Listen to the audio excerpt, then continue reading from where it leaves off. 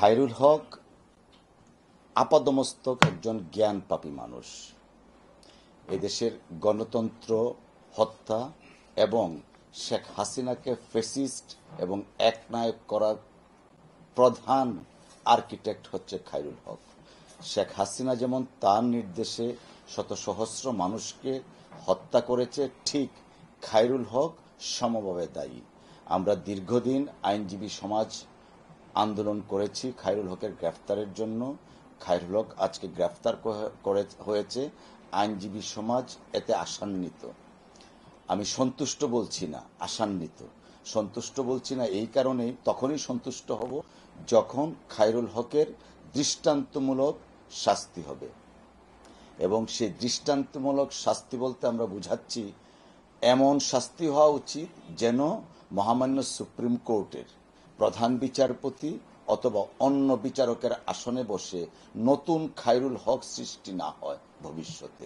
আগাগোড়া বিষয়টা এমনভাবে আমি বলতে চাচ্ছি যে খায়রুল হক যে অন্যায় করেছে, গণতন্ত্র হত্যার মাধ্যমে শত সহস্র মানুষকে কুরবান হতে হয়েছে, এমন কোনো জ্ঞান পাপী যেন বিচারকের আসনে নতুন খায়রুল হক জন্ম না নেয়, সেইটাই প্রত্যাশা। এবং সেইটা যখন দৃষ্টান্তমূলক শাস্তিটা নিশ্চিত হবে তখন আমরা সন্তুষ্ট থাকব। গণতন্ত্র হত্যার মূল কারিগর দেশের আবাল বৃদ্ধ বনিতা সকলেই জানেন যে 2011 সনে এই মহামান্য সুপ্রিম কোর্টের মাধ্যমে বাংলাদেশের গণতন্ত্রের জন্য সুপ্রতিষ্ঠিত যে সাংবিধানিক ধারা ছিল তত্ত্বাবধায়ক সরকার, সেই সরকার ব্যবস্থাটা বিলোপ করার প্রধান নায়ক বা খলনায়ক হলো খায়রুল হক। আপনারা জানেন যে ওখানে অ্যামিকাস কিউরি পর্যন্ত নিয়োগ করা হয়েছিল। আজমাল হোসেন কিউসি, যিনি লন্ডনের নাগরিক, ইউকের নাগরিক, বাংলাদেশে এসে টাকা কামাই করে আবার চলে যেতেন, সেই ব্যক্তি ছাড়া বাকি 8 জন অ্যামিকাস কিউরি, তারা প্রত্যেকই তত্ত্বাবধায়ক সরকার ব্যবস্থা বহাল রাখার পক্ষে মত দিয়েছিলেন। এবং যখন অ্যাপিলেট ডিভিশনের মামলাটা শুনানি হয়, খায়রুল হক স্বেচ্ছায় সেটা করেছিলেন। আরও আশ্চর্যের বিষয় ছিল, শর্ট অর্ডার দিয়েছিলেন তত্ত্বাবধায়ক সরকার ব্যবস্থা 2 বার রাখা যেতে পারে।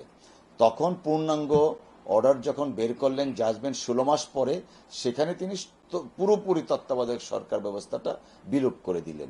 সেটা হলো আইনি প্রক্রিয়ায় উনি এটা করেছেন, যে কারণে আমরা বলছি জ্ঞান পাপী। তার এই কৃতকর্মের জন্য বাংলাদেশ তখন থেকে অস্থিতিশীল হয়ে আসছে এবং সর্বশেষ 5ই আগস্ট পর্যন্ত। যে কারণেই বলি যে শেখ হাসিনাকে ফ্যাসিস্ট করার জন্য, একনায়ক করার জন্য খায়রুল হক ছিলেন মেইন আর্কিটেক্ট। এবং সেই আর্কিটেক্টের বিচারটা এমন হওয়া উচিত যেন সুপ্রিম কোর্টে নতুন কোনো খায়রুল হকের এখন বা ভবিষ্যতে জন্ম না নেয়।